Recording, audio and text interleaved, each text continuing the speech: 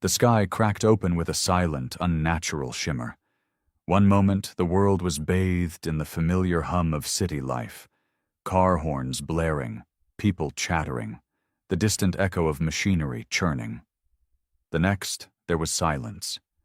Not just any silence, but an eerie, oppressive vacuum, as if the universe itself had taken a breath and forgotten to exhale. Above Earth, the arrival had begun.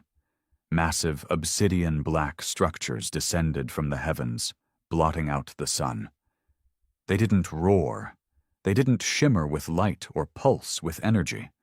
They simply arrived, defying gravity, drifting down like leaves on an invisible wind. The largest hovered ominously over Washington, D.C., casting a shadow so vast it turned midday into twilight. Others positioned themselves over major cities: Moscow, Beijing, London, Tokyo, Johannesburg. And still, there was no sound. Lieutenant Colonel Aaron Hayes stood at the edge of the Pentagon's war room, staring at the live satellite feed. It made no sense. Alien ships had arrived, but there were no broadcasts, no threats, no demands, no electromagnetic signals of any kind. Even radio waves seemed to vanish into the void around them. "Any response?" General Peterson's voice was gruff, clipped but laced with tension. "Nothing, sir," came the reply from a communications officer. "No signals, no movement. They're just there." That was the terrifying part. They weren't attacking, weren't speaking, weren't acknowledging anything. The ships had simply appeared, massive and indifferent. It was as if humanity had been put under a microscope, a specimen being observed. Then, as if to confirm that chilling thought, people started falling. It began subtly. Passers-by in Times Square simply dropping mid-stride. A mother pushing a stroller crumpling like a puppet with severed strings. A businessman adjusting his tie and then face-planting onto the pavement. Across the world, it spread like a ripple, like a silent, unseen wave sweeping through the most populated areas.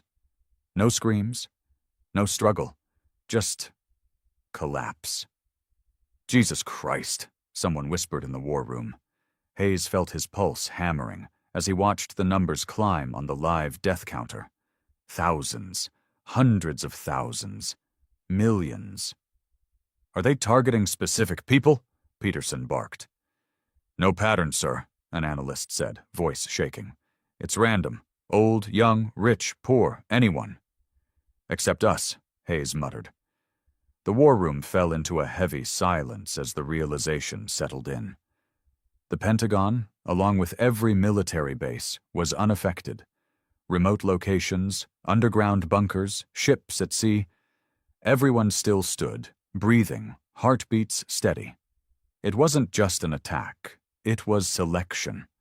And for the first time in human history, the enemy hadn't come with weapons. They had come with silence. But humanity wasn't going to go down without a fight. Panic spread like wildfire, but there was no enemy to fight, no voice to plead with. The streets of major cities were littered with bodies, unmoving, untouched. The world had fallen into a quiet, suffocating horror. At the Pentagon, the silence in the war room was broken only by the frantic keystrokes of intelligence officers and the occasional hushed curse. No one could process what was happening. It wasn't a virus. It wasn't radiation. It wasn't a weapon they could see. "We have to retaliate," General Peterson said, jaw clenched so tightly the muscles twitched. "If they're selecting who lives and who dies, we need to show them we won't just stand by." "Retaliate with what?" Hayes asked, shaking his head. "We can't even detect them. We can't communicate with them. We don't know how they're doing this." "I don't care," Peterson snapped. "We have nukes, we have orbital weapons. We hit them with everything we've got." Hayes hesitated. Something felt wrong. This wasn't a standard invasion. There were no explosions, no battleships opening fire. The aliens weren't even engaging with their weapons. They had come in silence, killed in silence, and now they were waiting. What were they waiting for? "Sir," a trembling voice called from the intelligence station. "We've got something on the satellites." The screen shifted to a high-altitude feed. One of the alien ships hovered over New York City, unmoving, but now something was happening to the ground beneath it. The air rippled, a strange distortion bending the light. Then, in a slow, surreal motion, the bodies began to rise. Not all of them, just some. Some of the fallen lifted into the air like weightless puppets, their limbs hanging limp, their heads lolling to the side. They weren't conscious, they weren't struggling, they simply ascended. "Where the hell are they taking them?" someone murmured. Hayes' gut twisted. It wasn't random. The people who remained on the ground, the ones who weren't taken, were young. Children, a handful of elderly, a few middle-aged civilians. But most of the ones being lifted into the air were between 20 and 50, the prime years of adulthood. "They're taking the strongest," Hayes whispered, the realization dawning like a slow, creeping nightmare. For what? The silence deepened. Then the radios crackled, the first sound since the arrival. A single voice, cold, indifferent. "You are unworthy." The words echoed across every frequency, every channel, every device that could transmit sound. It was everywhere at once, a voice from nowhere and everywhere. The world held its breath. Hayes clenched his fists. "The hell we are," he muttered, and at that moment he swore humanity would prove them wrong. The silence that followed that message was worse than the message itself. "You are unworthy." The words lingered in the air like an aftershock, digging into the minds of every surviving human. The war room at the Pentagon was frozen. The screens still showed bodies rising into the sky, disappearing into the dark, monolithic alien ships. The rest of the world could only watch in helpless horror. "We need to move, now!" General Peterson barked, snapping everyone out of their trance. "If they think we're unworthy, we show them otherwise. Mobilize every fighter jet, every drone, every missile we have. I want a full assault on those ships before they finish, whatever the hell they're doing." "But what if attacking makes it worse?" someone asked. "Worse?" Peterson spat. "Look at the damn screen. We don't even know if those people are alive." Hayes felt cold. He knew Peterson was right, but something about this still didn't make sense. If the aliens wanted them dead, they could have wiped the planet clean in seconds. But they hadn't. They had chosen. And that terrified him more than a full-scale invasion ever could. "Sir?" a comms officer said, voice tight. "We're detecting activity from the International Space Station." Hayes frowned. "The ISS?" A new screen blinked to life. The station was still in orbit, but its cameras had caught something horrifying. A second wave of ships, smaller, needle-like, were descending from the motherships, not attacking, not bombing, harvesting. The smaller ships extended thin, whip-like tendrils, dragging entire buildings upward. Skyscrapers, vehicles, infrastructure, anything and everything deemed useful was being taken. They weren't just taking people. They were gutting the planet, piece by piece. Hayes gritted his teeth. "This isn't extermination," he said slowly. "It's acquisition." "We're not fighting an army," another analyst whispered. "We're being processed." The room went deathly still. Then the first missile was launched. From an undisclosed military base, an intercontinental ballistic missile streaked toward the ship over Washington, D.C. It hit its target dead center, detonating with enough force to level a city. The shockwave shattered windows, rocked buildings, and sent a fireball stretching into the sky. For a moment, there was hope. And then, the fire dissipated. The ship remained, untouched, unbothered, unmoved. "Oh, God," someone muttered. Before anyone could process what had happened, the ship responded. It was instant. It was merciless. From the ship's surface, a pulse of light rippled outward, sweeping across the entire city like a wave of erasure. Wherever it touched, people simply vanished. No scream, no resistance. One moment they existed, and the next, they were gone. The Pentagon's feed cut out. Washington, D.C. had been silenced. The war room erupted into chaos, people shouting, commands overlapping, soldiers gripping their weapons as if that would make a difference. But Hayes barely heard any of it. His mind was racing. This wasn't war. This wasn't conquest. This was judgment. And humanity was failing. But if the aliens thought they were unworthy, then humanity had no choice but to prove them wrong. The world fell into chaos. But it wasn't the chaos of war. It was something worse. Helplessness. For the first time in human history, the enemy wasn't something they could bomb, shoot, or negotiate with.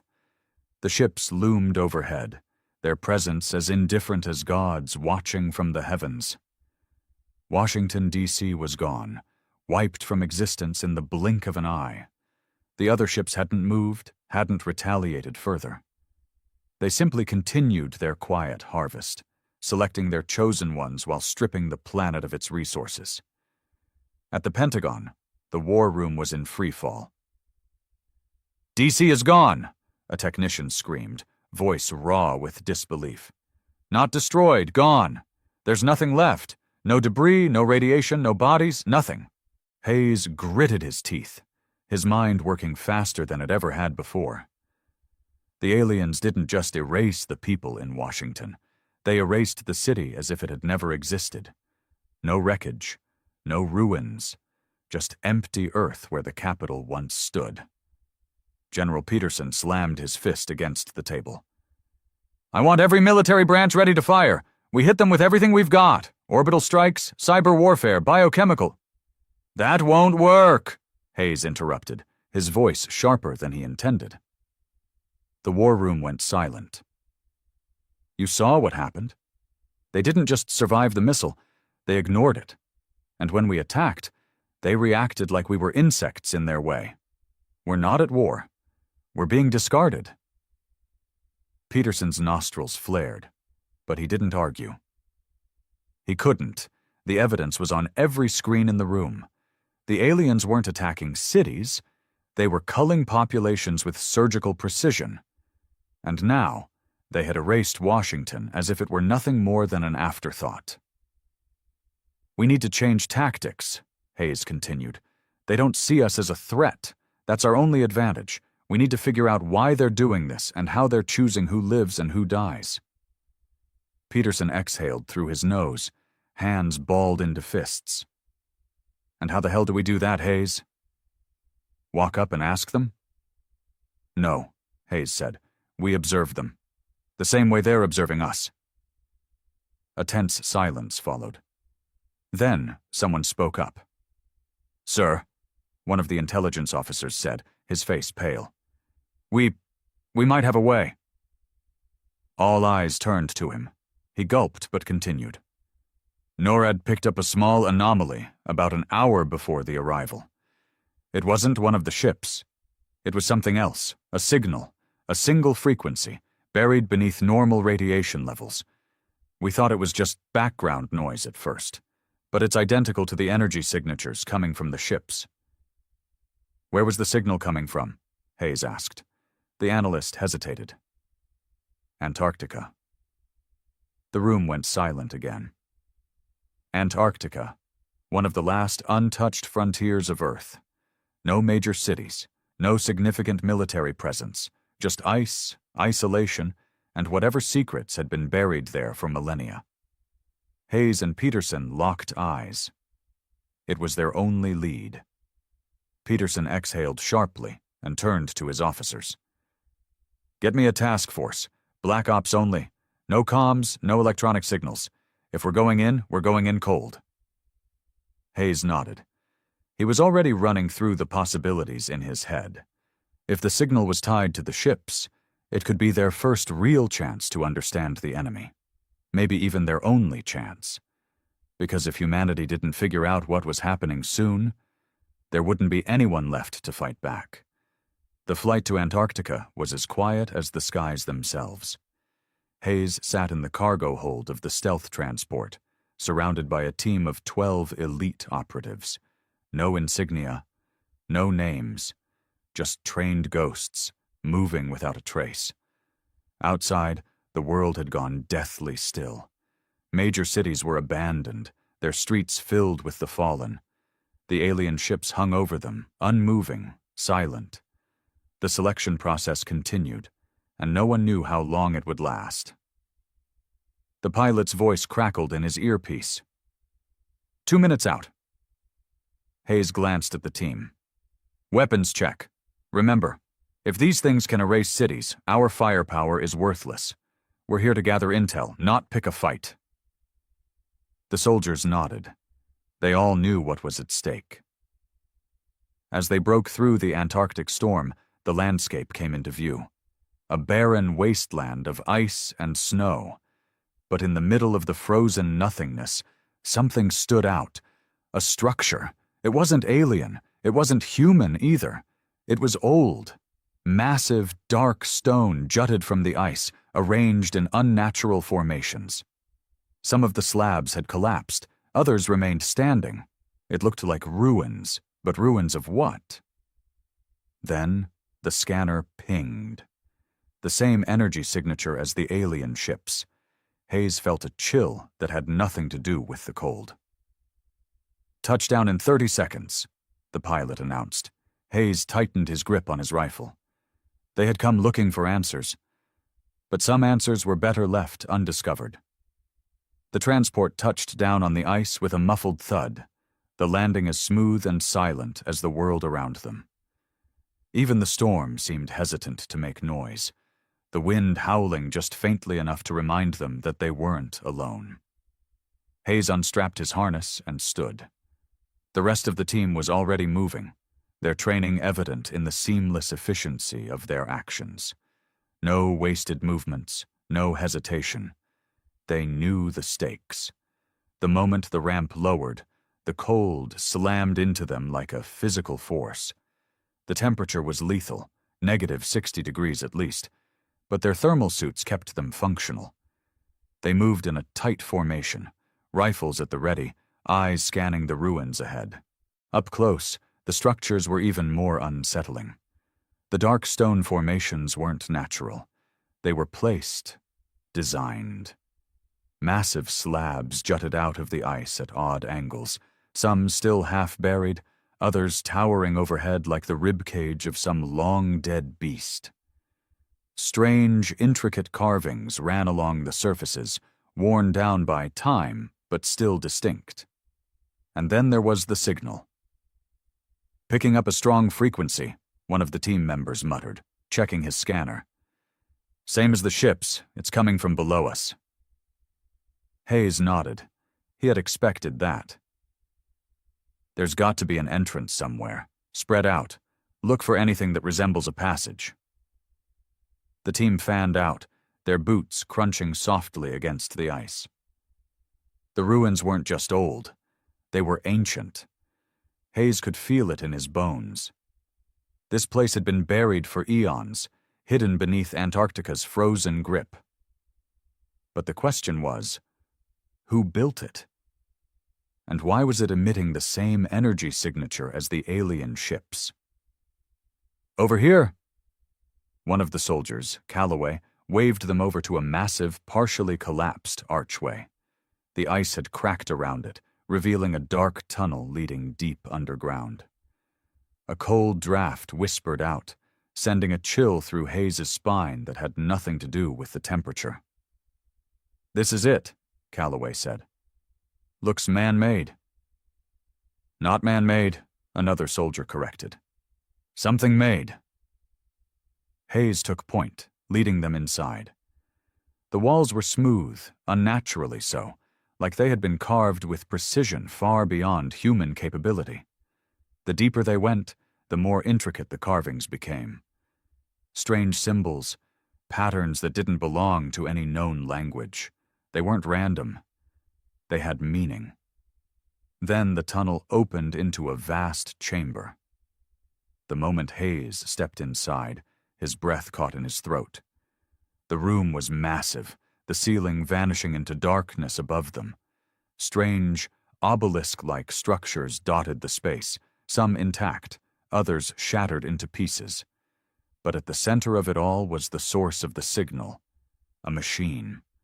It was massive, embedded into the very rock itself, pulsating with a faint, eerie glow. And it was alive. The team froze. No one spoke. No one dared to breathe too loudly. Hayes stepped forward cautiously. The machine wasn't just running. It was broadcasting. "Sir," Calloway whispered, "this thing's doing something." Hayes pulled out a small scanner and pointed it at the machine. The readings were off the charts, but something else stood out, a data stream. "It's sending a message," he murmured. "To the ships?" Hayes shook his head. His pulse quickened as he deciphered the data. It wasn't being sent to the alien ships above. It was being sent outward, beyond Earth, beyond the solar system. It was calling for something else, and something was calling back. Then, the machine's glow intensified. The signal changed, and the ruins around them started to shake. The tremors started as a low vibration beneath their feet, subtle but unmistakable. Dust and ice shook loose from the cavern's ceiling, drifting down like snow in the dim, eerie glow of the machine. The pulsating hum grew louder, more insistent. "Sir, we need to pull back," Calloway said, gripping his rifle tighter. "Whatever this thing is, it's waking up." Hayes didn't respond immediately. His eyes were locked on the machine, on the shifting patterns of light running along its surface. It wasn't just broadcasting. It was responding. But to what? A cold realization crept into his mind. The alien ships had come in silence, selecting their chosen and erasing the rest. They had judged humanity as unworthy. But this machine, it was older than them. It had been here long before humanity even existed. And it was still transmitting, which meant the ships hadn't come here on their own. They had been summoned. "Move," Hayes barked, snapping out of his trance. "We need to get out of here now." The team didn't hesitate. They turned, moving quickly back toward the tunnel entrance, but the ground lurched violently beneath them. A deep, mechanical groan echoed through the chamber, as if the machine itself were alive and in pain. The walls cracked, and suddenly, the tunnel behind them collapsed in an explosion of ice and stone. They were trapped. "Shit, shit," Calloway swore, spinning around. "Alternative exit?" "None," another soldier said grimly. "That was our way out." Hayes' mind raced. They were underground, in an alien ruin, and a machine older than civilization itself was waking up. Above them, the ships were still watching, still waiting, and now they had no escape. He turned back to the machine. If it had the power to send a signal beyond the stars, maybe, just maybe, it had the power to do something else. "Cover me," Hayes ordered. He stepped toward the machine, ignoring the instinctual fear crawling up his spine. Up close, the carvings looked almost organic, like veins running across the surface. He hesitated only a second before reaching out and placing his gloved hand against it. The reaction was immediate. A shockwave of energy blasted outward, knocking the entire team to the ground. A bright flash erupted from the machine's core, flooding the chamber with light. For a moment, Hayes was weightless, adrift in something vast and incomprehensible. Then the visions came. A planet, vast and cold, its surface a graveyard of cities long abandoned. Towering figures, wrapped in obsidian armor, watching from shadows that stretched beyond the stars. A war, ancient and endless, fought between things that should not exist. And then, Earth, humanity. A species that wasn't supposed to be here, a species that was never meant to evolve. a species that had been left behind when the true rulers of this world had vanished. Hayes gasped, stumbling back. The visions vanished, but the truth remained burned into his mind. "We're not the first," he whispered. The team stared at him, confused, but there was no time to explain. The machine's hum had reached a fever pitch, and Hayes knew without a doubt, that the alien ships had felt it. The ground above them cracked. Something massive was coming. And this time, the silence would not be their warning. The ice split apart with a deafening crack, a jagged rupture tearing through the ceiling above them. Dust and frozen shards rained down, forcing Hayes and his team to shield their faces as the ground trembled beneath them. The machine's glow intensified, pulsing like a beating heart, each pulse sending shockwaves through the cavern. Then, from the widening fissure above, they descended. Dark, skeletal figures drifted downward, moving with an unnatural grace. Their bodies were elongated, their limbs too thin, too sharp. Their skin, or whatever passed for it, was smooth and black, as if carved from obsidian. Their heads were featureless, save for deep-set hollows where eyes should have been. They made no sound, not even the whisper of movement. The same silence that had heralded the arrival now filled the cavern. The first of the creatures touched the ground, its long fingers curling into the stone. Hayes raised his rifle instinctively, but he already knew. Bullets wouldn't matter. Nothing they carried would matter. Calloway aimed as well. "Orders," he hissed, voice tight with panic. Hayes didn't answer. His mind was racing, piecing together the nightmare puzzle that had been unfolding since the ships arrived. The vision the machine had shown him wasn't just history, it was a warning. This planet had belonged to something else long before humanity ever crawled from the oceans. And now, those things, whatever had ruled before, had returned. The aliens weren't invaders, they were custodians, and humanity had been judged as trespassers. The nearest creature took a slow step forward, its hollow eyes fixed on Hayes. It didn't raise a weapon, it didn't threaten, it only watched. No, examined, evaluating. A terrible certainty settled in Hayes's gut. They weren't here to kill. Not yet. They were here to make a decision, just like before. He lowered his rifle. "Don't fire." Calloway stiffened. "Sir, what?" "They're not attacking. They erased an entire goddamn city." Hayes didn't take his eyes off the creatures. "Because we attacked first." The cavern trembled again. The machine pulsed, responding to the silent entities before it. Hayes realized with a sickening clarity that this moment, this exact moment, was another test.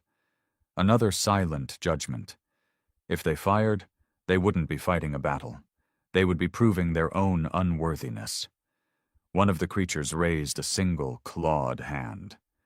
A soft ripple of energy shimmered in the air. A question. Hayes took a slow breath, then, against every instinct screaming at him, he stepped forward. The ripple intensified. The creature tilted its head, almost curious. Hayes's heart pounded. He could feel the weight of the moment crushing him. The survival of his team, maybe the survival of everyone left, depended on what he did next. So he did the only thing he could. He raised his own hand and touched the ripple. The world exploded. A surge of foreign thoughts, too vast and too alien to comprehend, flooded into his mind. Images, memories that weren't his, poured into him, burning like fire. A species older than time, a war between forces so vast that entire galaxies had been collateral damage.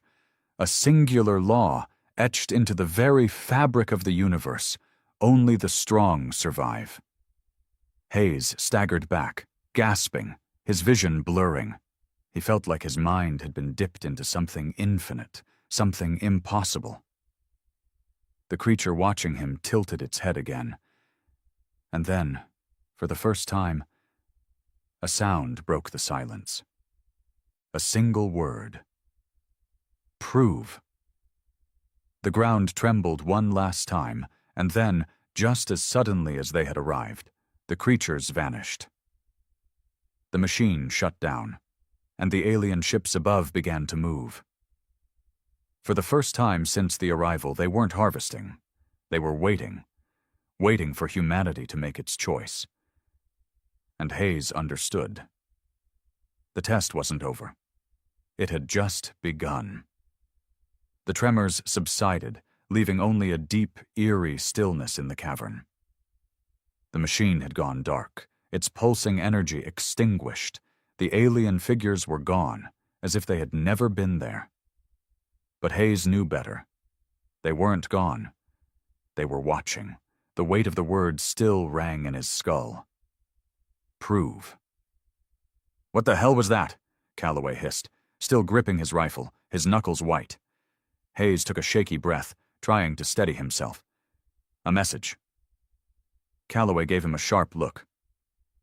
"A message? That's what you call that?" He gestured to the cavern, to the dark, silent monolith that had just tried to rewrite the inside of Hayes' skull. "We're standing inside an alien ruin, talking about species-old wars, and you think this is just a message?" "It's worse than that," Hayes murmured. He turned back to the machine, still feeling the phantom weight of the visions it had forced into his mind. "They're testing us. Always have been." Another soldier stepped forward. Corporal West, one of the quieter ones. "Testing us for what?" Hayes didn't answer immediately. The thoughts swirling in his mind weren't his own. He felt like he had glimpsed something too massive to truly comprehend, like standing at the edge of a black hole, knowing it could consume everything with a single misstep. Only the strong survive. It wasn't a war doctrine. It wasn't a strategy. It was a law. The alien ships hadn't come to exterminate humanity out of hatred or conquest. They had come because they had the right to, because something in the universe had given them the authority to decide who was worthy of existence, and they had judged humanity as insufficient. "We need to go," Hayes finally said, voice steady. "Right now." "But we're trapped." Hayes turned back toward the collapsed entrance, his pulse still hammering. He didn't know how he knew, but something in his gut told him. They weren't trapped anymore. They were allowed to leave. "Try the signal," he ordered. "See if we can contact the transport." West hesitated, then tapped his wristcom. "Raven 1, do you copy?" A moment of static. Then, "Raven 1, this is Control. What's your status?" The entire team froze. That voice wasn't their pilot. It was coming from Washington, D.C., the city that had been erased. Hayes' blood ran cold. He grabbed the comm from West's hand. "Who is this?" A brief pause. Then the voice came again. "You are out of time." The cavern exploded. A shockwave of pure force hurled Hayes and his team backward. The walls cracked, ice splitting apart as the machine behind them surged back to life. But this time it wasn't broadcasting a message. It was activating something. Hayes hit the ground hard, his vision swimming. Alarms blared in his helmet, his suit compensating for the sudden atmospheric pressure shift. A deep, reverberating hum filled the cavern, vibrating through his bones. Calloway scrambled to his feet, his expression wild. "We need to go, now!" The ground beneath them shifted, and then they were falling. The ice gave way, the cavern collapsing beneath them, swallowing them into the darkness below. And in the last seconds before the abyss took them, Hayes heard it again. A whisper. A command. Prove. And then there was nothing but darkness. The fall felt endless. Darkness swallowed them whole as they plunged into the abyss, their bodies twisting in freefall. Wind howled past Hayes' ears, but it wasn't natural wind. It carried a sound, something just beneath the range of human hearing. A whisper, a pulse, a voice that didn't use words. The team's suits adjusted, micro-thrusters kicking in to slow their descent, but the void stretched on and on. Hayes caught flashes of movement around him, West flailing to stabilize himself, Calloway reaching for a handhold that didn't exist, the others swallowed in the black. Then, light. It wasn't bright. It was a dull, pulsing glow from far below. Alien, unnatural, the same light the machine had emitted before it activated. It was coming up fast. Hayes barely had time to brace before impact. His boots hit solid ground with a bone-jarring thud. His knees buckled, the shock absorption in his suit keeping his legs from breaking. Around him, the rest of the team crashed down one by one, rolling, grunting in pain. "Everyone check in," Hayes rasped, shaking his head to clear it. His helmet's HUD flickered, struggling to adjust to the dim light. "West here," a voice crackled. "Still breathing." "Calloway," another groaned. "Barely." One by one, the others reported in. No casualties, just bruises and confusion. Hayes exhaled in relief, but it was short-lived, because they were not alone. The chamber they had fallen into was vast, stretching out beyond the reach of their helmet lights. The pulsing glow came from massive structures, towers of black stone and metal, arranged in a circular formation like a ritual site. They hummed with energy, the air thick with an electric charge. And standing between those towers, watching them with hollow, glowing eyes, were hundreds of the creatures. Hayes froze. They weren't moving. They weren't attacking. They were waiting. Calloway took a shaky step back. "Tell me we're not about to die." Hayes didn't answer. His mind was spinning. The vision, the machine, the message, the test. Prove. This wasn't an execution. This was a trial. The realization sent a cold wave of understanding through him. The aliens had never planned to simply wipe out humanity. They had been choosing, selecting who lived and who vanished, not as extermination, but as correction. Humanity, in their eyes, had failed. And now, Hayes and his team had been brought here, not to be killed, but to be judged.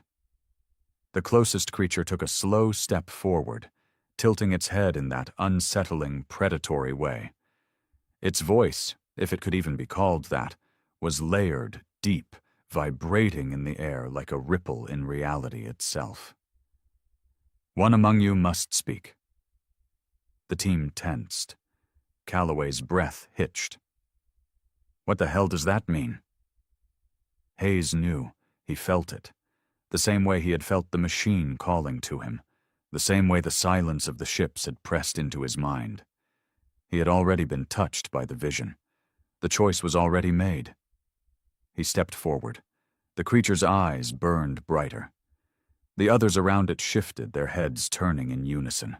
Watching. Measuring. Hayes swallowed hard. "I'm listening."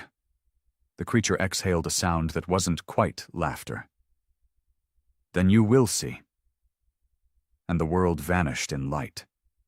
Hayes was somewhere else, not in the chamber, not on Earth, not anywhere. He was floating in a sea of stars, a vast emptiness stretching in all directions. But it wasn't empty. He could feel them. The architects, the silent watchers, the first rulers of Earth. They weren't alive in any human sense. They weren't dead either. They had evolved beyond time, beyond space, beyond the limits of flesh and thought. And they had been waiting. Waiting for the next species to rise. Waiting for something worthy. Hayes saw flashes of civilizations before humanity, races that had come and gone, each wiped clean from the galaxy when they had failed to meet the architect's expectations. Now, it was Earth's turn, and they were failing. The ships weren't here to conquer. They were here to decide. Humanity had been judged as weak, fractured, undeserving of the power they wielded. Their wars, their greed, their inability to unite, These things had marked them as inferior. And yet, the architects had not erased them completely, because there was still a choice to be made. Hayes felt something pressing into his mind, something vast and incomprehensible. A challenge, a demand, a single final question. Will you fight for your place? And Hayes knew this was it, the final test. If humanity proved itself, they would be allowed to remain. If they failed, they would be erased, not in fire, not in war, in silence. He took a deep breath, and then, with every ounce of defiance he had left, he answered.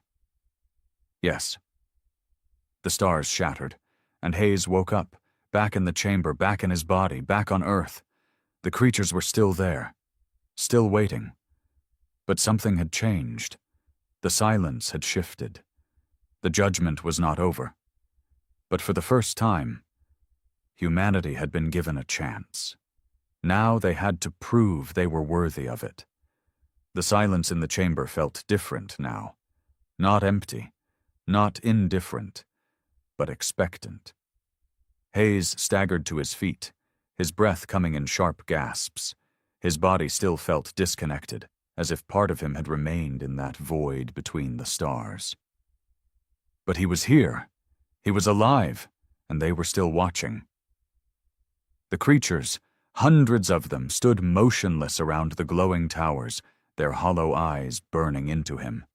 He could feel the weight of their gaze, of their judgment. His team was still frozen in place, their weapons useless in their hands, staring at him like he had just spoken to God. Maybe he had. Calloway finally found his voice. What the hell just happened? Hayes swallowed. How could he explain it? How could he put into words the immensity of what he had just experienced? The weight of 1 billion years of history pressing down on humanity like a vice. He turned to face the creatures. His heart pounded in his chest. He knew what came next. They had given him a choice. Now they needed an answer. Hayes straightened. You asked if we would fight for our place. His voice echoed in the cavern, steadier than he felt. I gave you my answer. The lead creature took a step forward, tilting its head. Words are insufficient. The ground trembled. The towers pulsed brighter, casting long, jagged shadows across the chamber. A shift in the air sent a chill down Hayes' spine. You must prove. Calloway stiffened. Prove? How?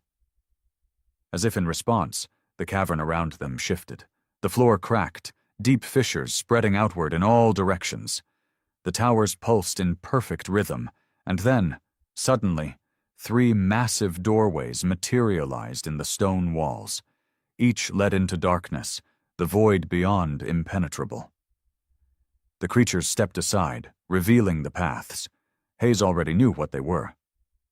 Trials. One of the creatures finally spoke again, its voice reverberating in his skull. 3 paths, 3 challenges, 1 final test. The team exchanged uneasy glances. Hayes clenched his fists. We were never going to get an easy way out. He took a deep breath and stepped forward. Tell me what we're facing. The creature's hollow eyes locked onto him. The test of mind. It gestured toward the leftmost path, a cold tunnel lined with strange, shifting symbols. The test of body. It motioned toward the middle, where a jagged corridor pulsed with raw, violent energy. The test of unity. The final doorway loomed ahead, its entrance a swirling vortex of shadow. Hayes could feel it. These weren't simple tasks. They were meant to break them, and if they failed, humanity failed with them. Shit, Calloway muttered, staring at the 3 paths. This is some real ancient apocalypse bullshit. Hayes forced a grim smile. You wanted proof of what we're up against? Here it is. He turned back to the creatures. And if we pass? The lead figure's hollow eyes flickered. Then your species will be permitted to fight for its survival. Hayes frowned. Fight? Against who? The creature simply turned and vanished into the darkness. The others followed. And just like that, the Watchers were gone. All that remained were the 3 doorways, 3 trials, and a single unspoken truth. The test had already begun. Hayes turned to his team. We don't have a choice. He pointed at the paths. We split up, 3 teams. We take on the trials, and we win. Calloway exhaled sharply. And if we don't? Hayes met his gaze. Then humanity dies. No one argued, because they all knew it was true. Without another word, the team broke apart and stepped into the darkness. Hayes stepped into the darkness, the weight of humanity pressing on his shoulders. The moment he crossed the threshold, the world around him shifted. No longer the cold, silent cavern, but something deeper, something vast. The 3 teams had each taken a different path, and now their fates, and the fate of their entire species, rested on the trials they faced. West's team entered a space that wasn't a space at all. It was a void, infinite and endless, but filled with whispers, thoughts that weren't theirs, images of worlds long dead, civilizations that had stood where humanity now stood, and fallen. The architects had seen them all, judged them all. A simple challenge: prove that humanity could learn. Memories were stripped from them, identities blurred, until all that remained were raw instinct and knowledge. They had to piece themselves back together to prove that their minds were more than just temporary vessels, that they could grow, adapt, become something more. When West finally gasped back into consciousness, the trial chamber around him dissolved, and he stood at the exit. His team had survived. They had passed. Calloway's team faced something simpler, brutal, honest, a battlefield. They were dropped into a war that was already lost, human cities burning, soldiers screaming, alien ships blotting out the sky. It wasn't real, but it felt real. The pain, the exhaustion, the never-ending waves of enemies that adapted to every move they made. A simple challenge: prove that humanity could endure. They fought until their bones ached, until their weapons failed, until their very bodies refused to move. But they still stood, still clawed their way forward, still refused to die. When Calloway collapsed at the foot of the exit, the battlefield vanished, and he knew they had passed. Hayes walked alone into the void. But he wasn't alone for long. The darkness shifted, and suddenly he stood in a room filled with them. Leaders, presidents, generals, dictators, rebels. The greatest figures of human history, and the worst. A simple challenge: prove that humanity could stand together. One by one he was forced to confront them. Their choices, their mistakes, their triumphs, their failures. He saw wars fought over greed, power, pride. He saw unity shattered time and time again. But he also saw hope. The moments where humanity rose above its worst instincts. The sacrifices made for the greater good. The times when people put aside their differences, not because they had to, but because they chose to. When he finally reached the end, the shadows of history faded, and the doorway appeared before him. He had passed. The verdict. The 3 teams emerged at the same time, their bodies aching, their minds torn apart and reforged. The cavern had changed. The glowing towers pulsed with a steady rhythm. The creatures, the architects, had returned, waiting, watching. Hayes stood before them, breathing hard. He didn't need to speak. The trials had spoken for them, and then, for the first time, the silence broke. A single layered voice. "You are flawed." The words hit like a hammer, the weight of their failures, their history, their mistakes. They were undeniable. But then, the voice spoke again. "But you are not broken." A pause, a shift in the air. You are permitted to fight. The meaning was clear. They had not won. They had not been granted acceptance, nor were they considered equals. But they had been given a chance. The alien ships that had once hovered in judgment now moved with purpose. The selection process had ended. The harvest was over. And humanity had been granted the one thing it needed most: a future. A war was coming. Not for survival, but for the right to exist. And this time, humanity would not face it in silence. They would rise. They would fight. And they would prove them wrong. The sky over New York City burned red as the first wave of alien warships descended through the atmosphere. They came without warning, without diplomacy, only destruction. Within hours, Earth's major cities crumbled under the sheer might of an enemy unlike anything humanity had ever faced. The invaders called themselves the Vakar, a ruthless interstellar empire that had conquered hundreds of worlds. To them, Earth was nothing more than another nameless rock to be subjugated. They miscalculated. Jake Carter stood in the wreckage of his old neighborhood, gripping an assault rifle he had scavenged from a fallen soldier.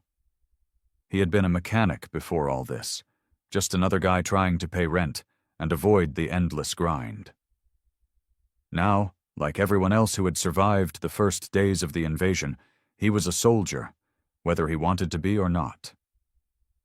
The Vakar had underestimated humanity, assuming Earth would surrender as so many before them had. But they didn't understand what it meant to fight humans. They didn't understand the rage that built inside those who had lost everything. Jake crouched behind an overturned car as a squad of Vakar foot soldiers marched through the ruins of what had once been a grocery store. They were tall, skeletal creatures, their exoskeletal armor gleaming in the firelight. Their black eyes scanned for movement, their plasma rifles humming with deadly energy. A whisper crackled in his stolen radio. "Carter, we've got a chance to take them. You in?"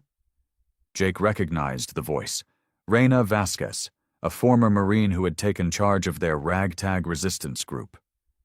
She had lost her entire family in the first wave, and now she fought like a woman with nothing left to lose. "Damn right, I'm in," Jake murmured, tightening his grip on the rifle. A quick, sharp whistle cut through the air, a signal. Jake rolled out from cover and opened fire. The first shot took one of the Vakar straight in the head, sending it sprawling backward. The others barely had time to react before the resistance fighters rained bullets and explosives upon them. It wasn't clean. The Vakar had superior technology, but humans had something else: ingenuity, unpredictability, and sheer, unrelenting fury. The battle was over in seconds, and as the smoke cleared, Reina jogged up beside Jake, her face streaked with dirt and blood. "We're taking the fight to them," she said, eyes burning with determination. "No more hiding, no more running. They want our planet. Let's make them regret ever setting foot here." Jake exhaled, glancing up at the warships looming overhead. He knew Reina was right. Humanity wasn't just going to survive this war. They were going to make the Vakar wish they had never heard of Earth. "Let's do it," he said. The resistance was growing. Across the globe, pockets of humanity were pushing back against the invaders with whatever they had: stolen alien weapons, homemade explosives, even sharpened steel. The Vakar had expected an easy conquest. Instead, they found themselves locked in a war they had never anticipated. Jake and Reina led their small unit through the skeletal remains of New York City, dodging patrols and scavenging supplies. The old world was gone, its towering buildings now crumbling monuments to a civilization that refused to die quietly. The Vakar controlled the skies, but the streets belonged to the resistance. They reached an abandoned subway station, one of the many hideouts where survivors regrouped and planned their next moves. As they descended into the underground tunnels, dozens of faces turned toward them. Worn, exhausted, but not broken. There were engineers, medics, and former soldiers, all of them working together to keep the resistance alive. At the center of it all was an older man bent over a table cluttered with maps, electronic devices, and stolen Vakar tech, General Elias Monroe. Once a respected leader in the U.S. military, now the de facto commander of what remained of Earth's fighting force. Monroe looked up as Reyna and Jake approached. "I assume you didn't come back empty-handed." Jake tossed a plasma rifle onto the table. More toys for the cause. Monroe grunted in approval. "Good. We'll need every advantage we can get."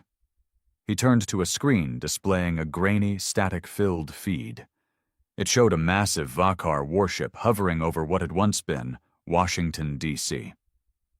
"We've intercepted transmissions. The Vakar High Command is stationed on that ship. If we take it out, we send a message to the entire fleet." Reyna folded her arms. "You're talking about attacking a command ship.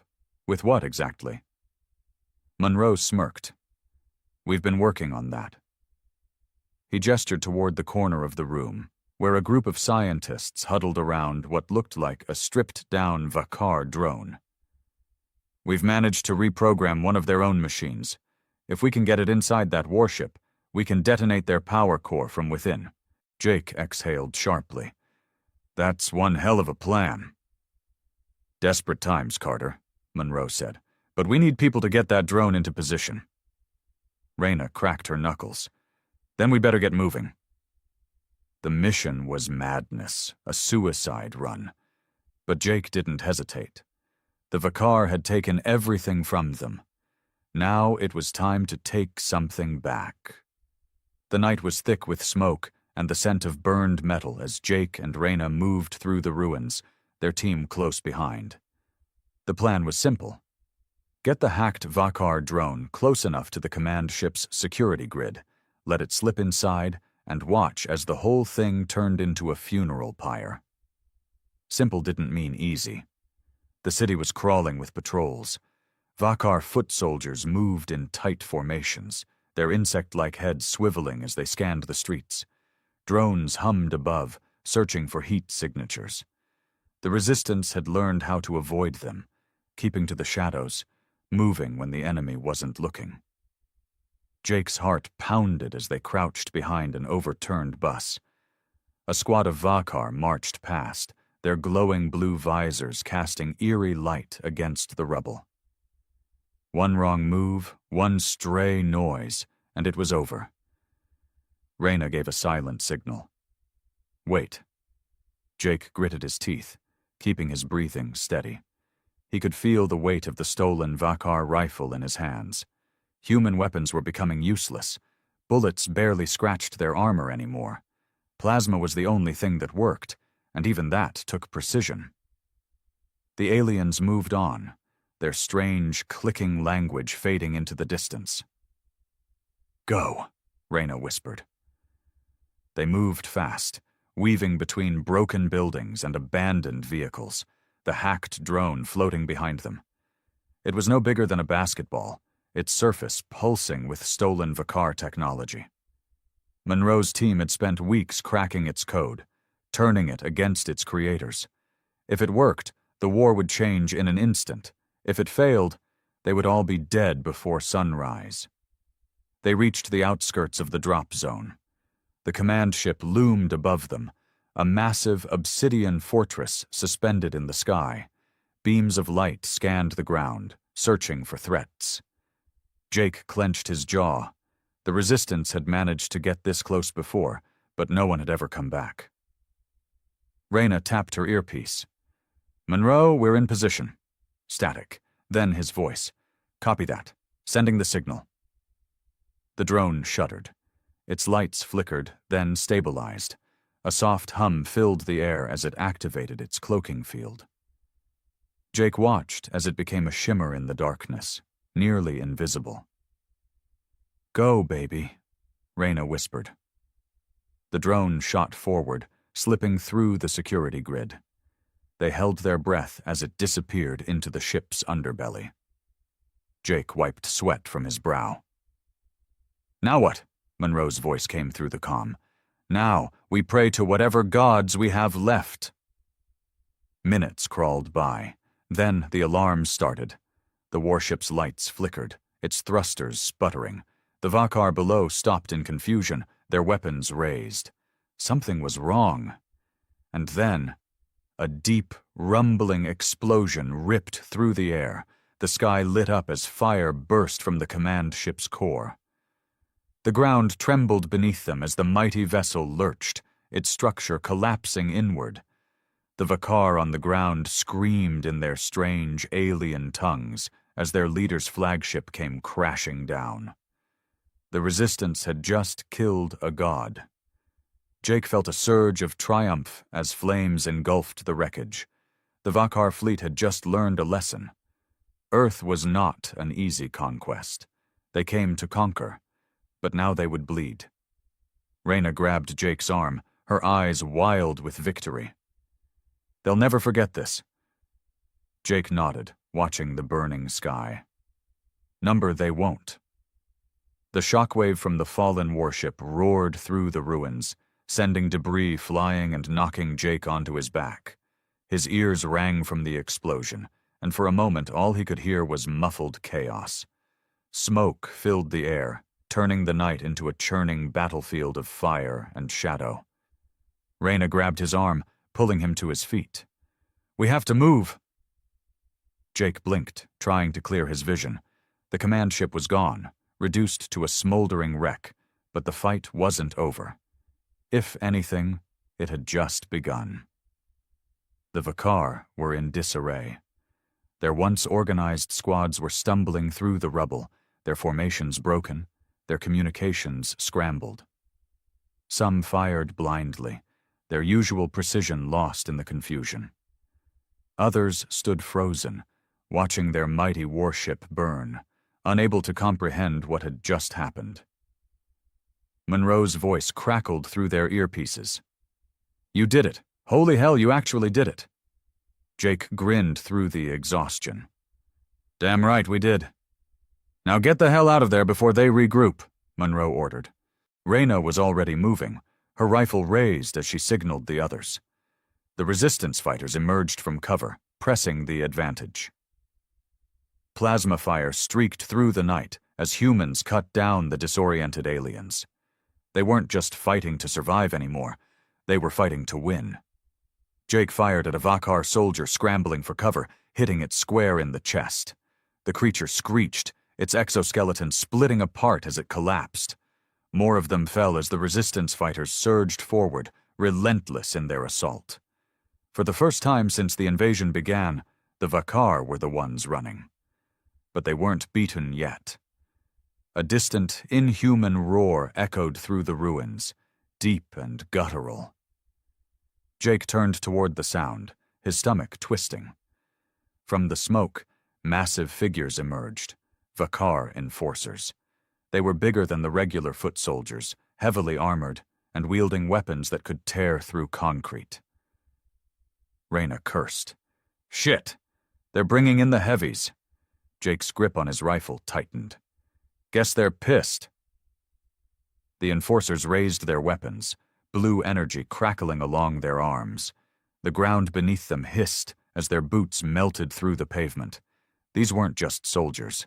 They were executioners. "We can't take them head on," Reyna said, eyes darting for an escape route. Jake knew she was right. They had scored a major victory, but this wasn't the final battle. If they stayed, they would be wiped out. Monroe's voice came through again.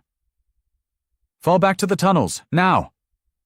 Reyna grabbed Jake's arm, dragging him toward the nearest alley.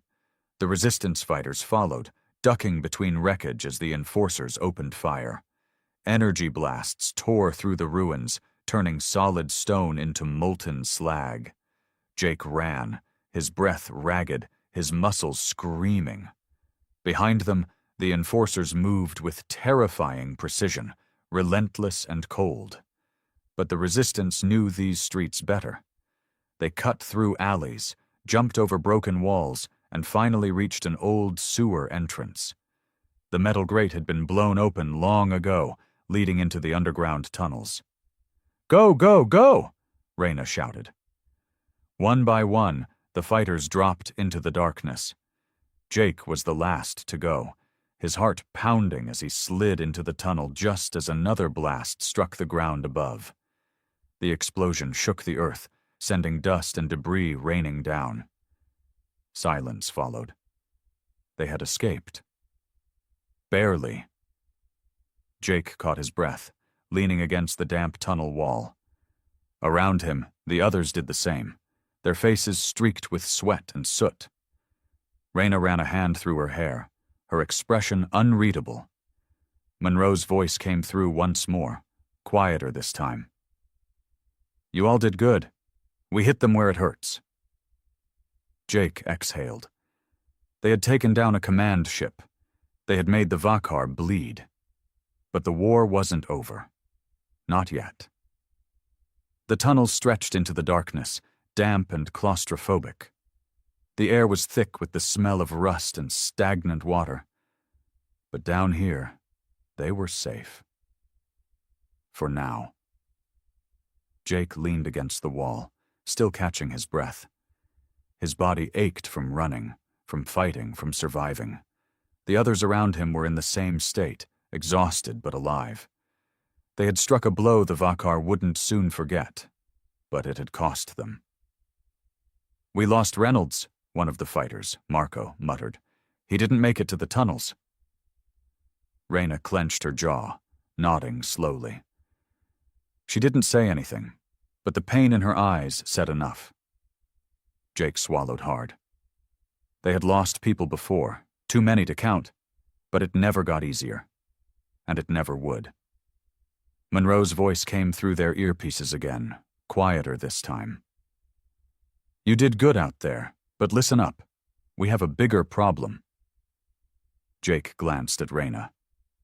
Bigger than taking down their command ship? Monroe hesitated. That alone was enough to send a chill through Jake's spine. Then the old soldier said, "We've been monitoring their transmissions. After what you pulled tonight, they're bringing in reinforcements. A lot of them." Silence filled the tunnel. Reyna was the first to break it. "How bad?" Monroe sighed. "Bad enough that if we don't move fast, there won't be a resistance left to fight." Jake ran a hand over his face. Of course. They had expected retaliation, but this was something else. The Vakar weren't just regrouping. They were preparing to wipe humanity off the map. Marco kicked a piece of rubble. "So what do we do? Keep running?" Reyna straightened. "Number we hit them first." Jake raised an eyebrow. "You want to go right at them?" She nodded. "We have no choice. If they're bringing in reinforcements, that means supply lines, landing zones, command centers. We hit them before they can fully mobilize." Monroe hummed over the radio. "Reyna, that's insane." "Maybe," she admitted. "But it's our only shot." Jake exhaled slowly. It was reckless, suicidal even.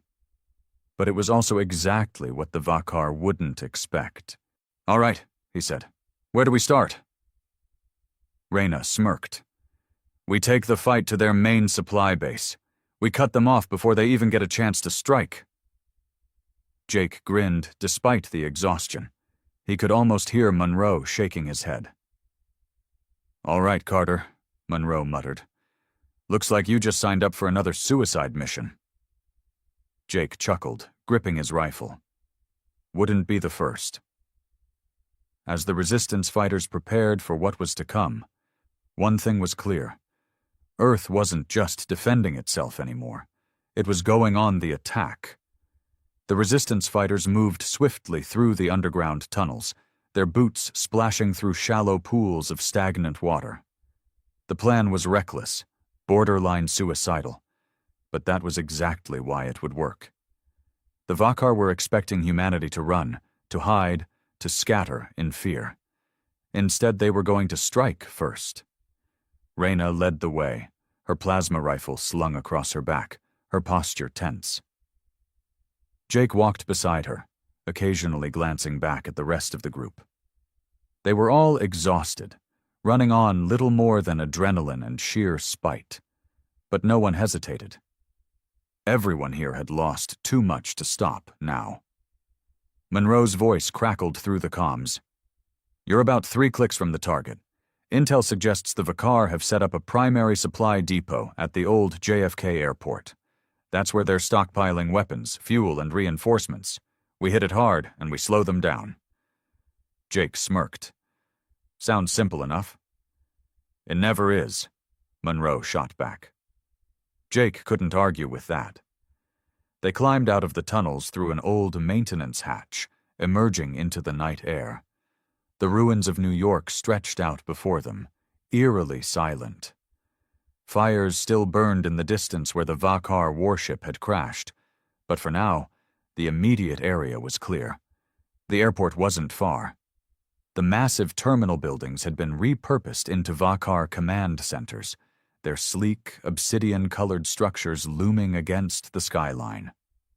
The runways, once meant for human aircraft, were now covered in alien transports, unloading fresh troops and weapons. Jake crouched behind a collapsed freeway, surveying the area.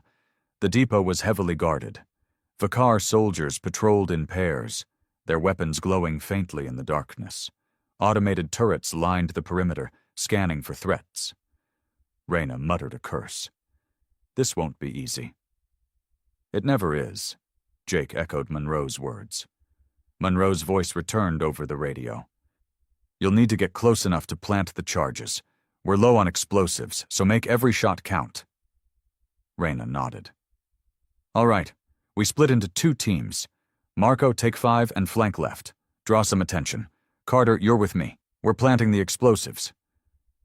Marco grinned. "Got it. We'll make some noise."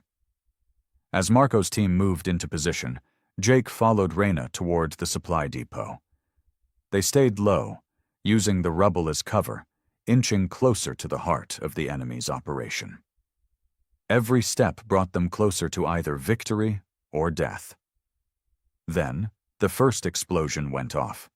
Marco's team had struck first, hitting a fuel storage tank on the far end of the depot. Fire and smoke erupted into the sky, turning the night into chaos. Alarms blared as Vakar soldiers rushed to contain the flames, their formation breaking. It was the opening they needed. Reyna bolted forward, Jake right behind her. They weaved through the confusion, past distracted guards, slipping deeper into the enemy's stronghold. The supply crates were stacked high, marked with strange Vakar symbols. Reyna pulled out the explosives, setting them along the base of the fuel reserves and munitions crates. "Carter, cover me." Jake raised his rifle, scanning the area. A Vakar soldier turned the corner, its black eyes widening in recognition. Before it could react, Jake squeezed the trigger. The plasma bolt struck it in the chest, sending it sprawling to the ground. More were coming. "Reyna, hurry!" "Almost there," she muttered, pressing the detonator into place. Jake fired again, dropping another alien. Marco's team was still fighting on the other side of the depot, drawing most of the attention, but it wouldn't last. More Vakar were swarming in, their weapons flashing in the darkness. Reyna finished the last charge. "Done! Let's go!" They turned to run, but a massive shadow blocked their escape. One of the Vakar enforcers. It loomed over them, its armor thicker than steel, its plasma cannon already charging. Jake's heart pounded. They had seconds. Maybe less. Reyna grabbed his arm. "Jump!" They dove behind a stack of supply crates just as the enforcer fired. The blast vaporized the ground where they had stood moments ago, sending shrapnel flying. Jake coughed, shaking off the daze. "We are so screwed." Reyna yanked out her last grenade, her smirk wild and reckless.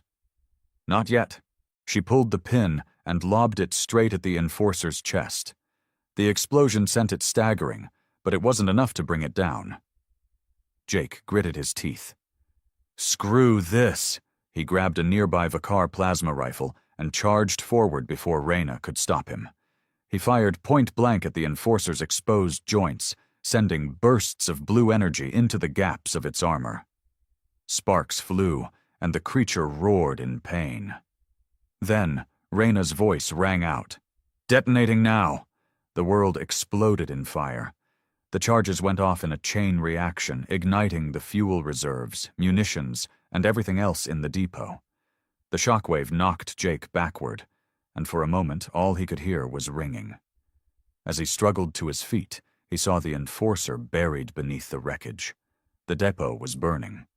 The entire Vakar supply line was in flames.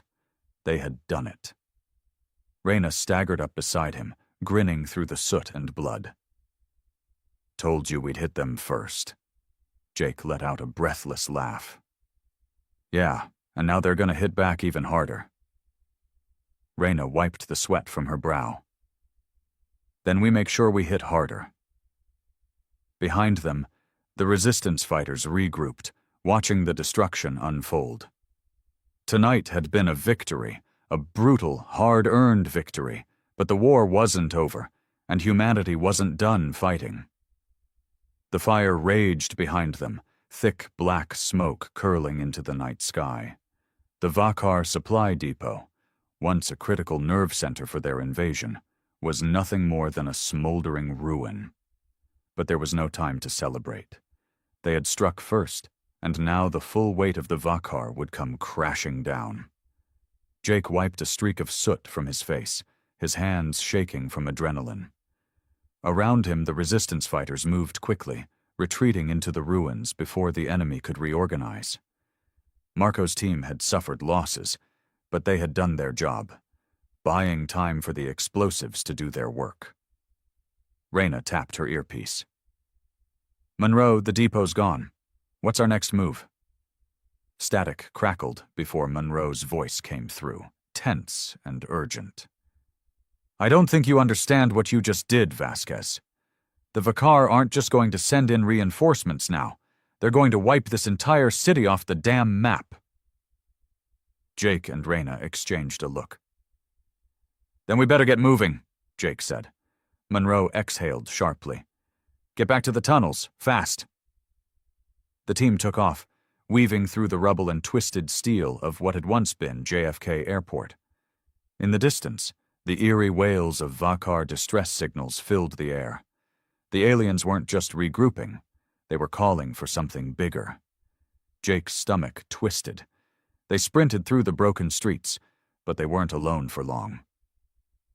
Vakar drones whirred to life, their sleek metallic bodies slicing through the air like silent hunters. One of them locked onto their position, flashing red as it sent out a pulse. Shit, Marco hissed. They're tracking us. Reyna didn't slow down. We need to lose them. Now. Jake spotted an old office building ahead, its windows shattered, the skeletal remains of its structure still standing. In here, he called, leading the group inside. They ducked into the ruins just as the first plasma bolts rained down, carving glowing scars into the pavement where they had been standing moments before. The drones hovered outside, scanning, waiting. Jake pressed his back against the wall, catching his breath. We can't outrun them forever. Reyna checked her rifle. Then we don't. We set a trap. She knelt down, pulling out the last of their explosives. 2 small charges, not enough to bring the building down, but enough to cause some chaos. Jake nodded.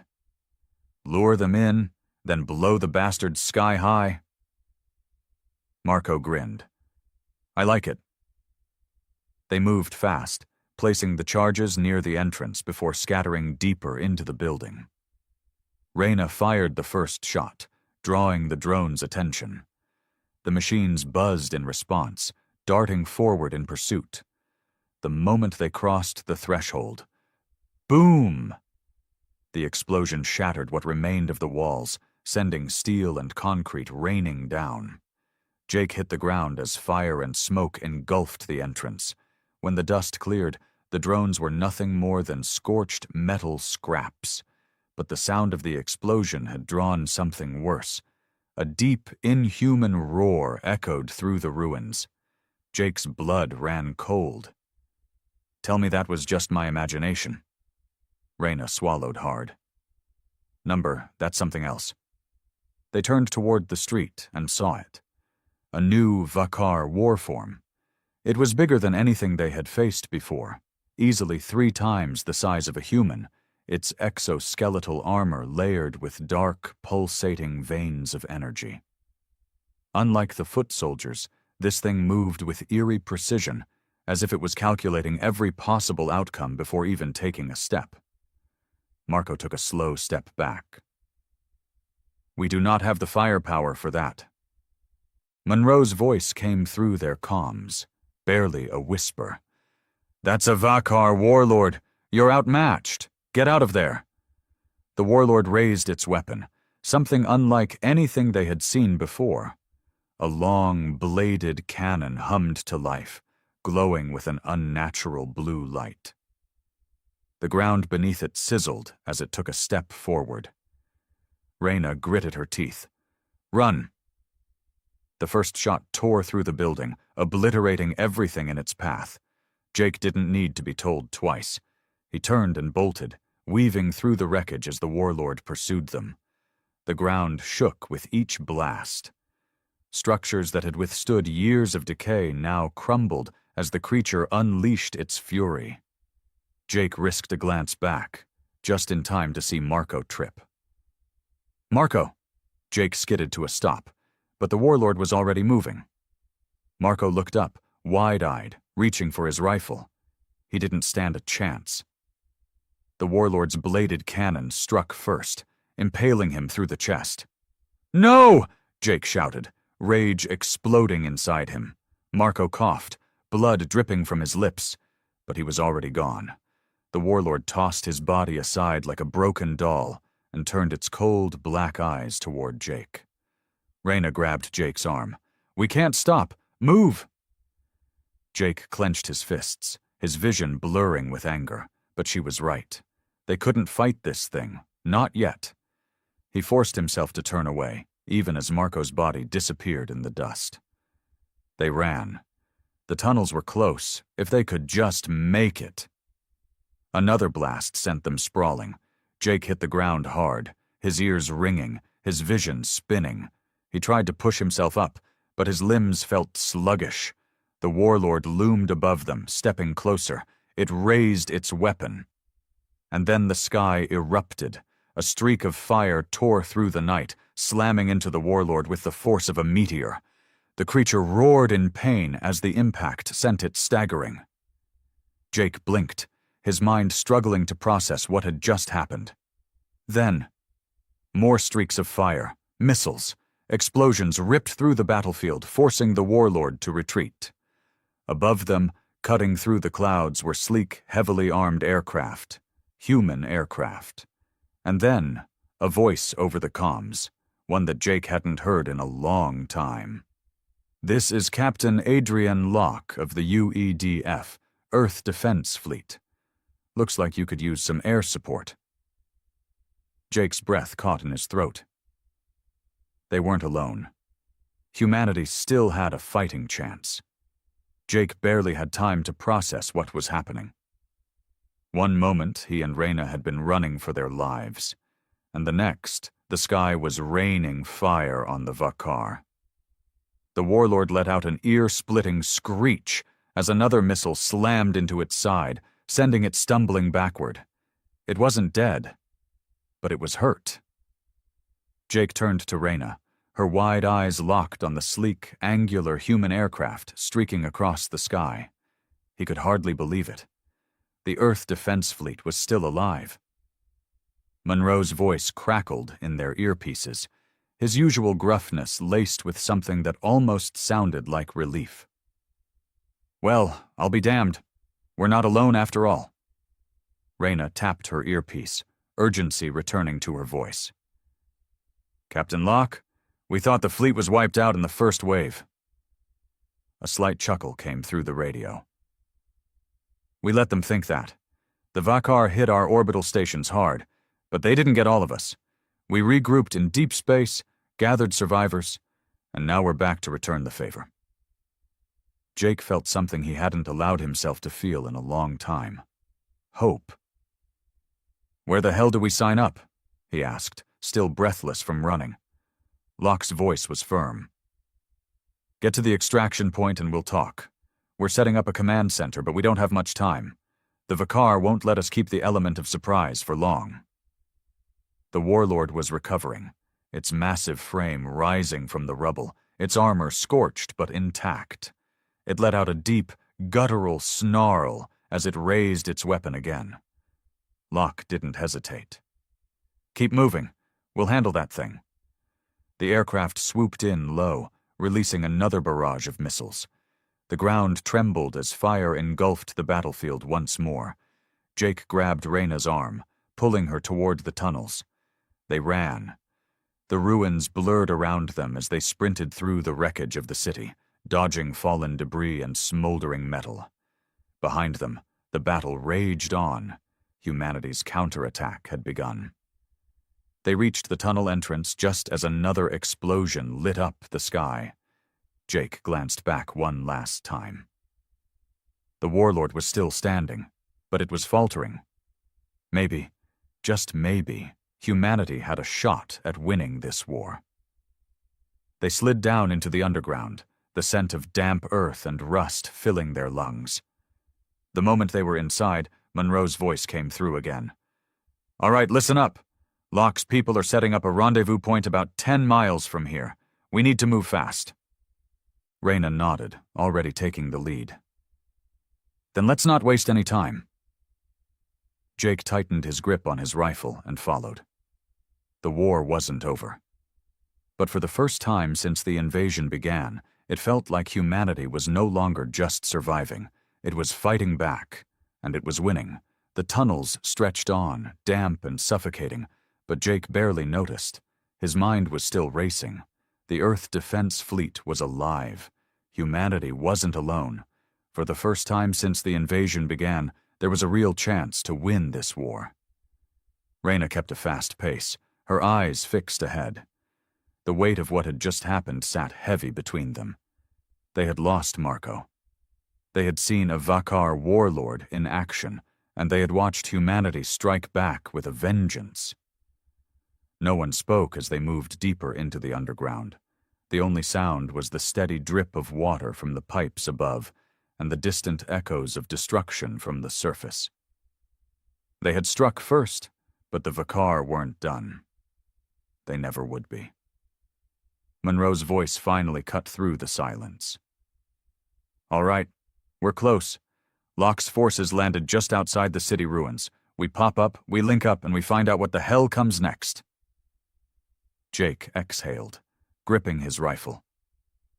He had spent so long just trying to survive, scavenging, fighting, losing people every day. Now, he was about to stand in front of real soldiers again.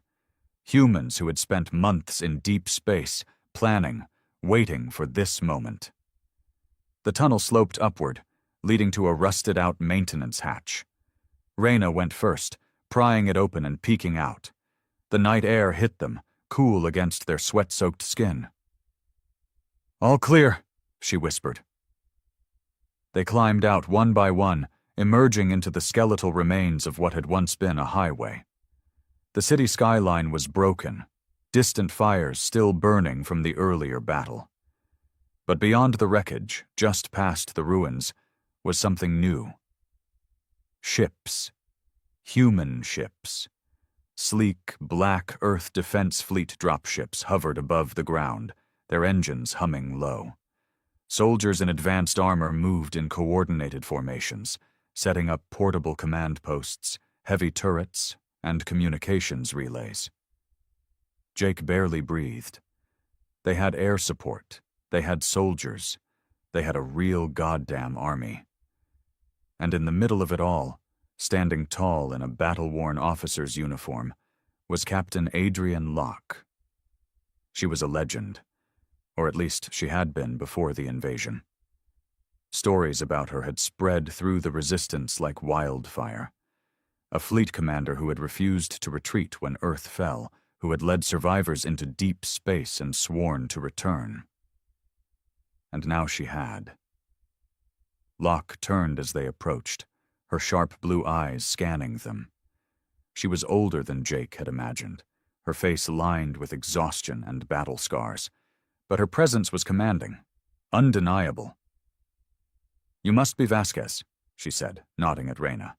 "And Carter." Jake gave a hesitant nod. "That's us." Locke glanced at the ragged group behind them. Dirty, wounded, exhausted, but still standing. "Hell of a job you pulled off. That depot strike hit them harder than you think." Reyna crossed her arms. "Then why do I get the feeling it's not enough?" Locke smirked. "Because it's not." She turned, motioning them toward a large holo table displaying real-time battlefield data. The Vakar fleet was still massive, still overwhelming. But there were weak spots now, cracks in their defenses. "We've been planning this counterattack for months," Locke said. "We knew we couldn't take Earth back without a coordinated strike. We've been waiting for the right moment." Jake frowned. "And you think this is it?" Locke's gaze hardened. "You just gave us that moment." She tapped the holo table, zooming in on a massive structure in the heart of the city, one that hadn't been there before the invasion. It pulsed with energy, a towering monolith unlike anything human-made. "That," Locke said, "is the Vakar control spire. Every major operation they run, communications, planetary defenses, fleet coordination, funnels through it." Jake felt his stomach tighten. "So we take that out?"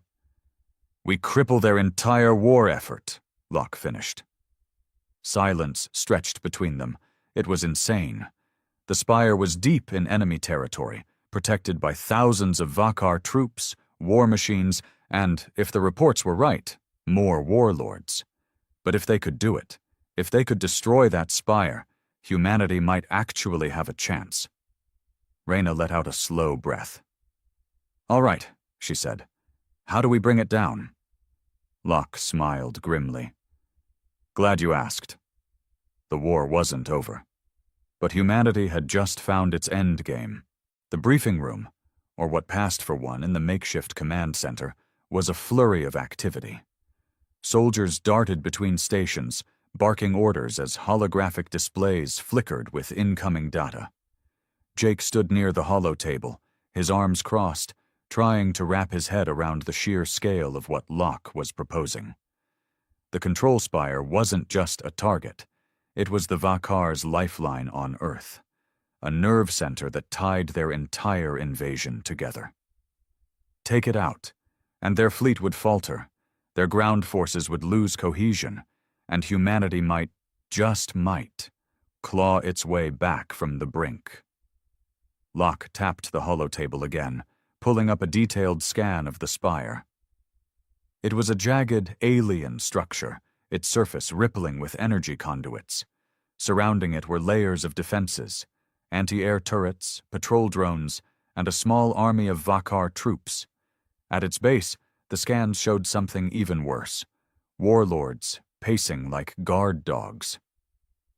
"This isn't a smash and grab," Locke said, her voice steady. "We hit this wrong, and we lose everything." Reyna leaned forward, studying the layout. "So, what's the plan?" Locke gestured to a section of the map. "We've got two angles of attack. First, my fleet takes the skies. We draw their air defenses out, thin their numbers, and keep their ships busy. Second, a ground team infiltrates the spire, plants charges at its core, and gets the hell out before it blows." Jake raised an eyebrow. "And I'm guessing we're the ground team?" Locke met his gaze. "You've been fighting in the dirt since this started. You know the terrain, the enemy. My people are trained for space combat. This is your turf." Monroe's voice crackled through the comms, joining the conversation remotely. She's right. We've got the grit for this. Question is, can your fleet hold their own up there? Locke's jaw tightened. We'll hold. We've been retrofitting our ships with Vakar tech we salvaged in deep space. They won't know what hit them. Jake exhaled, running a hand through his hair. It was a hell of a gamble, splitting their forces between a sky battle and a ground assault. But they didn't have the luxury of playing it safe. All right, he said. What's the infill look like? Locke zoomed in on a network of tunnels beneath the spire. The Vakar didn't bother securing the old subway lines. They're too focused on the surface. You go in underground, bypass most of their defenses, and come up inside the spire's perimeter. Reyna smirked. Sneaky. I like it. There's a catch, Locke added. Once you're inside, you'll be on your own. No air support, no backup. If you don't plant those charges and get out fast, you're not getting out at all. The room fell quiet. Jake glanced at Reyna, then at the handful of resistance fighters who had followed them here. They were battered, bruised, and running on fumes, but their eyes burned with the same fire he felt inside. We've made it this far, Jake said. No point stopping now. Locke nodded, a flicker of respect in her expression. Good. You move out at dawn. My fleet will hit them at the same time. Give you the cover you need. She turned to her officers. Get these people geared up. Weapons, explosives, whatever they need. As the soldiers scrambled to obey, Reyna pulled Jake aside. You sure about this? He gave her a tired grin. You're the one who said we hit them harder, right? She snorted. Yeah, well, don't blame me when we're running from warlords again. Wouldn't dream of it. The next few hours were a blur of preparation. The Earth Defense Fleet outfitted them with upgraded gear. Vakar plasma rifles with human modifications, lightweight armor, and enough explosives to level a small city. Jake hefted one of the rifles, feeling its weight. It was strange, holding something so alien yet so familiar. By the time dawn broke, they were ready. The sky above New York was a dull orange, streaked with smoke and the faint hum of Vakar ships. Locke's fleet was already moving into position, their engines roaring as they prepared to engage. Jake stood at the tunnel entrance with Reyna and the others. A dozen fighters, all that remained of their ragtag unit. The weight of the mission pressed down on him, but he shoved it aside. No time for doubt. Monroe's voice came through one last time. Give 'em hell, Carter. Always do, Jake replied. Reyna clapped him on the shoulder. Let's finish this. They descended into the tunnels, the sound of distant explosions echoing above as Locke's fleet engaged the enemy. The war wasn't over yet, but it was about to be, one way or another.